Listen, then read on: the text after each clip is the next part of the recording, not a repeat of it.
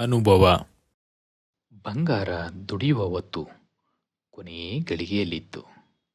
ತುತ್ತು ಅನ್ನಕ್ಕೂ ಕುತ್ತು ಬರುವುದೋ, ಬವಣೆಗೆ ತಂಪೆರೆವ ಒನ್ನ ತರುವುದೋ. ಮನಸ್ಸು ಗೊಂದಲದ ಗೂಡಾಗಿತ್ತು. ಬಿಡಬೇಕೆನ್ನುವುದು ದೇವರ ನಿಶ್ಚಯವೋ ಏನೋ. ಮನಸ್ಸು ತುಂಬ ದೃಢವಾಗಿತ್ತು. ಬಂದದ್ದು ಬರಲಿ, ಮುಂದೆ ಸಾಗುವೆ ಎಂದು ದುಡಿಮೆಯ ಪಥ ಬದಲಾರಂಭಿಸಿತ್ತು. ಹಲವು ವರುಷ ಕಲಿತದೆಲ್ಲವನ್ನೂ ಮರೆವಂತಿತ್ತು. ದಿನ ಕಳೆಯಿತು, ಕನಸು ಚಿಗುರಿತು. ಬದುಕಿಗೆ ಹೊಸ ದಾರಿ ದೊರಕಿತ್ತು. ಗೂಡು ಬಿಟ್ಟ ಅಕ್ಕಿಯ ಹಾಗೆ ಊರೂರು ಸುತ್ತುವಂತಿತ್ತು.